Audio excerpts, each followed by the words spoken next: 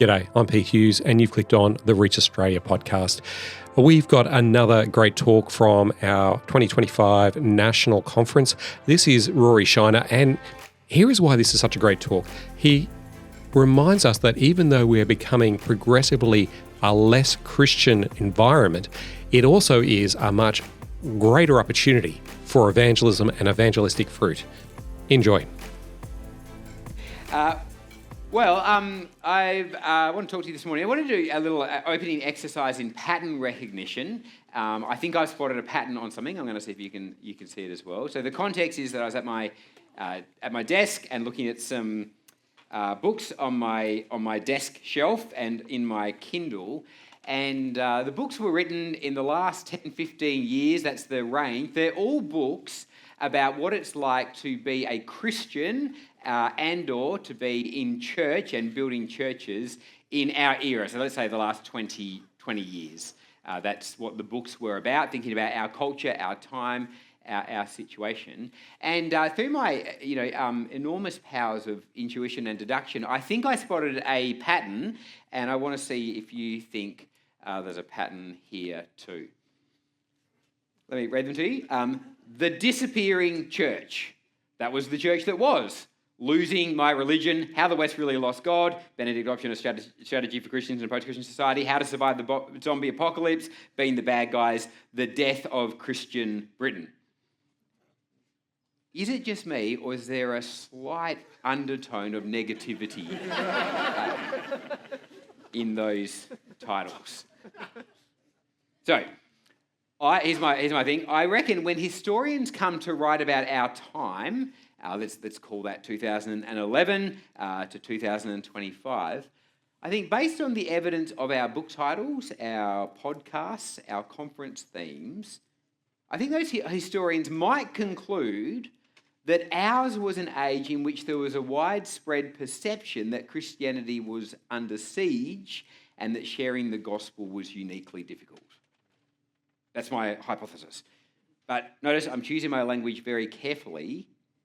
I'm claiming that future historians will conclude that there was a widespread perception that the churches were in trouble and that sharing the gospel was uniquely difficult. But a good critical historian will also ask the subsequent question, that's how they thought, was that true? Was their perception actual? And I want to think in our little bit of time together about our cultural and social moment, and I want to argue like a little alternative thesis, and the thesis I want to argue is that whatever else you might say about our moment, I think you and I are living through an excellent time, a fruitful time for evangelism. I'm not arguing the 1 Timothy 4:2 point, 1 Timothy 4:2, preach the gospel in season and out of season. This isn't the talk that says, doesn't matter where things are good or bad, keep going, keep preaching the gospel. That's true. That's not this talk. I'm arguing that in that 1 Timothy 2 category, in season and out of season, in a weird way, we're in season. That we're in an opportunity where we should notice that at the evangelistic edge of our ministry, we're in a season of modest fruit and should be encouraged and should be spurred on by that. But I go so far as to say, born in 1975, I'd go so far as to say it's the best evangelistic environment in my lifetime. That's the thesis. Let's see if I can persuade you of it. As a good kind of Tim Keller kind of person, I think you've got to address the defeated beliefs. And what are the defeated beliefs in the room? Why might you not think that that's true? Why might you think that it's all really tougher than ever, and that evangelism is like eating broccoli, important, but no one's idea of a good time? I think there's two defeated beliefs, or sets of defeated beliefs that I think might be in the room. One is our belief, or some of our belief, that the moment is uniquely hostile. And the second is more the inside problem, that churches are perceived to be dropping the ball evangelistically. They're the defeated beliefs, I think. Look at the first one first, the outside pressures. I think it's true that it feels like given our book titles, conference titles, and so on, feels like we're facing unique, unprecedented threats to our life and growth as Christians in Australia in 2025. Is that true? And I want to say, at one sense, yes. Since the year 1963, about then, there's been a fair relentless downward trend in a whole bunch of stuff that would matter to everyone in this room as evangelical Bible-believing Christians. Things such as Christian identification, Christian influence on politics and society, children attending Sunday school, community biblical literacy. Every single one of those has gone more or less relentlessly south since about 1963, and I think we have the data to prove it. There you go, religious affiliations. I hope you can make sense of that graph. What you're looking at between 1901 and 2021 is the green, is religious affiliation as Christian. There's not stated or other, and you can see that light blue gap opening up. That's the secular space, the no religion, not religious. And you can see that gets a kickstart in the early 60s, moves to accelerating at our time to the point where in the last year since 2011, the measurement of people who used to say they're Christian, now saying they're not Christian, is the fastest ever drop of anything ever measured in the census. So, at one level, I do want to affirm you, defeat a belief, trying to win you over, by affirming what is true in your belief. This is not a drill, this is really happening. Our society really has changed in a really significant way.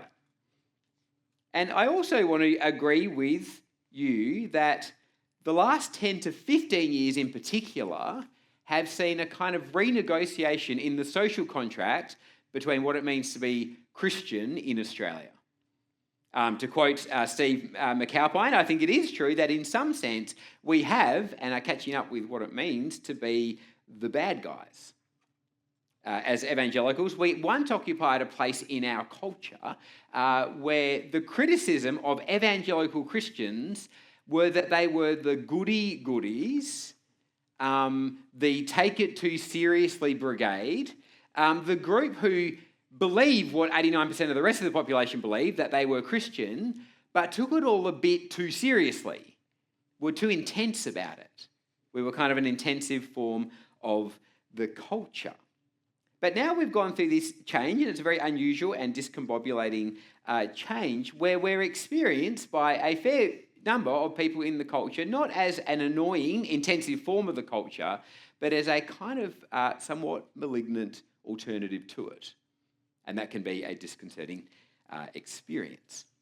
So affirming what I can affirm in your otherwise erroneous beliefs, and now we come on to challenge them. But firstly, having acknowledged that, we talk about a decline in church, and that's a thing.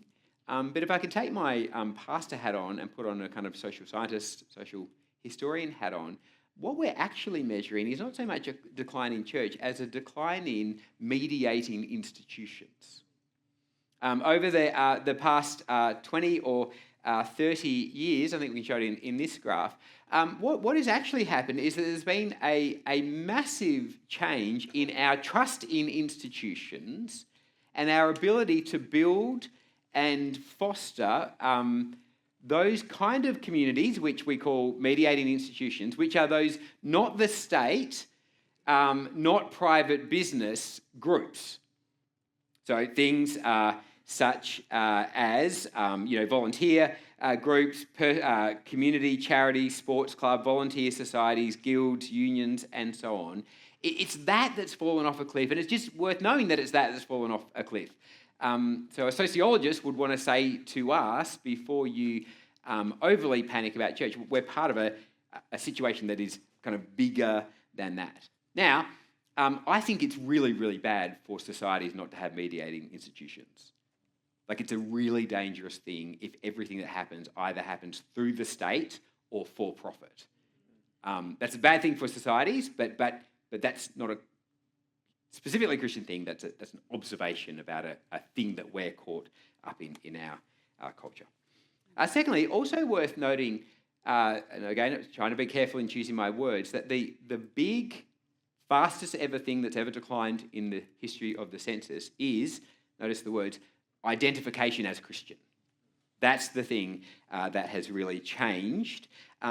Weirdly enough, that sits somewhat askew to another measurement, which is church attendance. For example, in the years 1945, just after the war, to 1963, you saw a steady decline in Christian attendance.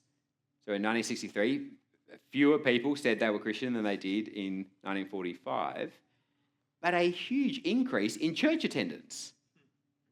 So at the end of that decade, you have many more people in church, just as you have fewer people who, in that instinctive way, when the census comes, say, oh, what are we, honey? Well, we Presbyterian or C of E.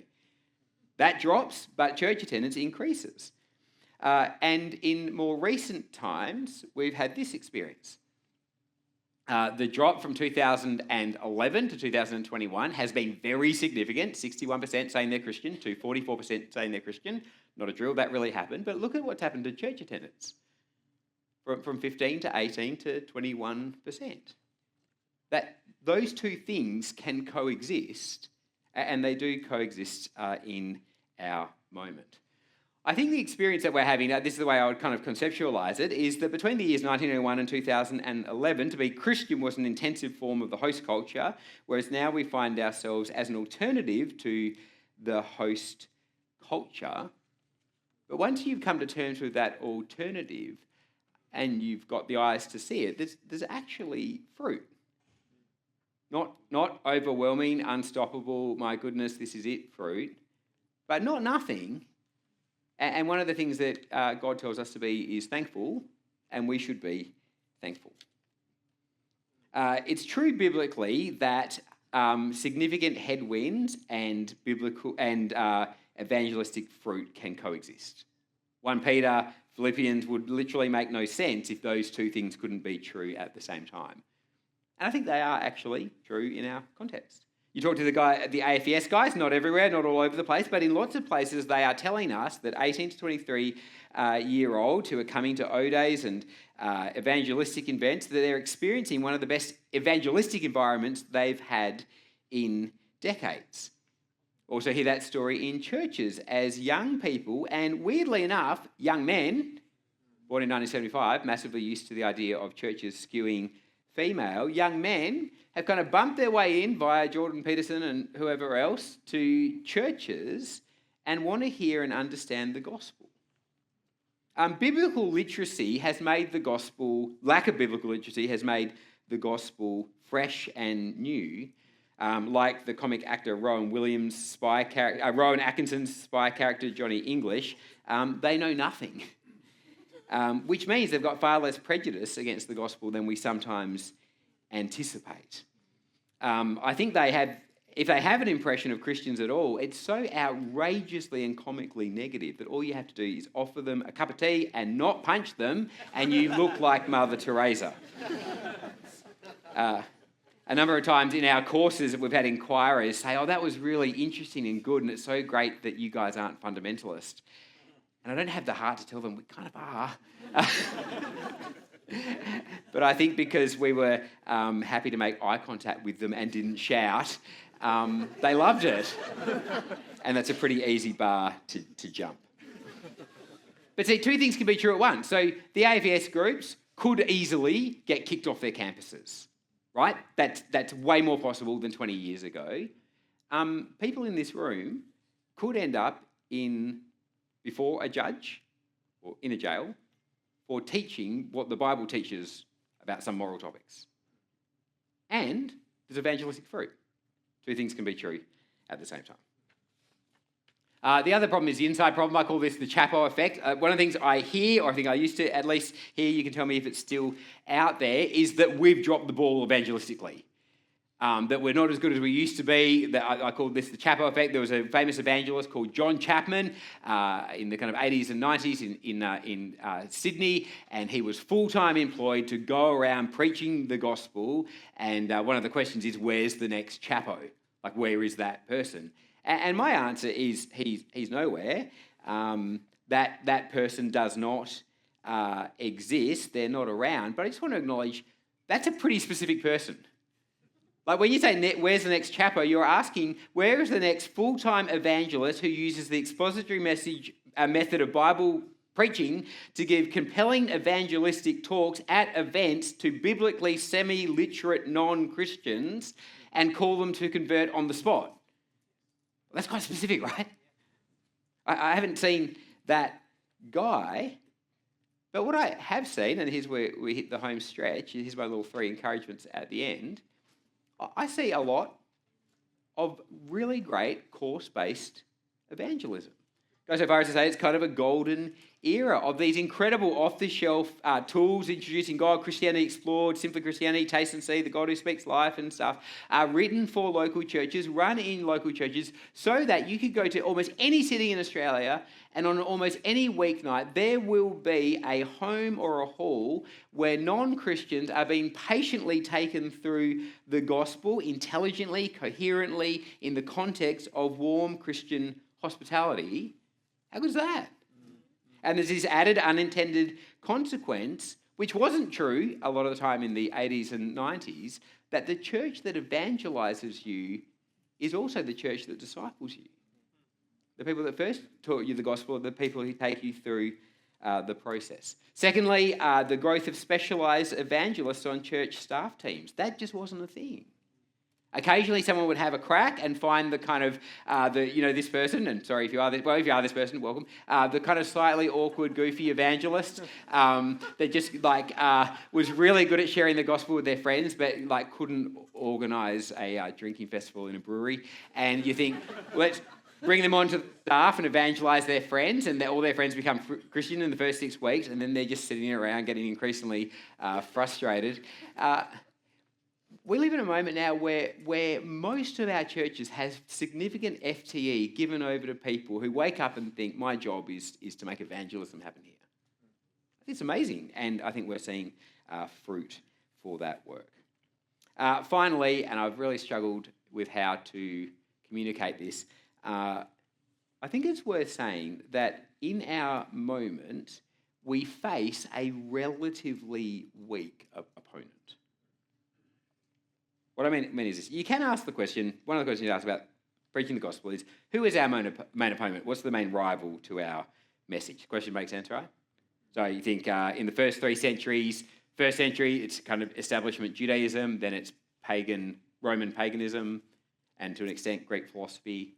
700, it's Islam in the Middle East and North Africa. That's what the gospel's butting head with. 1500s, ironically, the established medieval church. 1700s, it's the challenge of the Enlightenment. They're formidable enemies, right? Whatever else you want to say about Islam or the Enlightenment or Greek philosophy, they are not lightweights. That's a whole other coherent world view that is able to form civilizations and create worldviews and art and culture and form institutions and so on. They are kind of, if I can say this, worthy opponents. What are we up against? Well, we're up against something that you could kind of broadly call secularism, but it's not secularism in the sense of a well thought out, well reasoned, well argued basis, but a kind of bland, live without God or any transcendent realities and see what happens. And my question is, how's that working out for you? There's a book by Tim Winton called That Eye of the Sky, and the kid goes to school and his dad is in a difficult situation. He gets teased at school for his dad, and his dad's not like the other dads. And the kid kind of bursts out to his friends. He says, well, it's better than everyone else's stupid dad. And sometimes when I'm kind of struggling being a Christian, I think, it's better than your stupid thing. Now, That's not a winning line in evangelism. But it is a good line for a bit of self-therapy. Because when I'm struggling with being a Christian, I just have to think, like, compared to what? Compared to that? You look at not only that our sins are forgiven, we get to be with God forever, but all the side hustles, right? The communities that benefit from that, the sense of meaning and purpose, the ability to kind of make sense of reality and life in the world to come, the ability to ameliorate suffering and feel the consolations of God in the midst of confusion, compared to the kind of self that's created by our modern listless secular situation that's so listless and unstable and so highly anxious in itself. Compared to that, which is why I think, I don't want to overclaim anything, but you see that uptick. I think people are coming, at least in part, because they've found something very thin and want something thicker. They've found something really disappointing and want something better. And I think we should be thankful and enthusiastic about the moment that God's given us for evangelism. That's it. Thanks. That was Rory Shiner, and I hope that's actually inspired you to want to actually take the gospel out and to be more fervent in your evangelistic efforts. In the notes, we have a review of different evangelistic courses. Rory mentioned this is a golden age for course-based evangelism, and we wanted to make sure that you have lots of options there. We're going to leave you with some final thoughts from Rory on spearmint tasting milk. I'm Pete Hughes. Chat soon. I'm just going to sneak in two things, because one is just completely secular, but I was just troubled to find out that it's not true across Australia. So I've just recently discovered in Adelaide that not every state in Australia has spearmint flavoured milk. So you don't have that? Yeah, so it's every Australian's birthright to be able to walk into a servo in the middle of, Western Australia and find like chocolate, strawberry, spearmint, which is green, flavoured milk, and you just drink that in the back of the car and you're living the dream. So anyway, that's a different thing.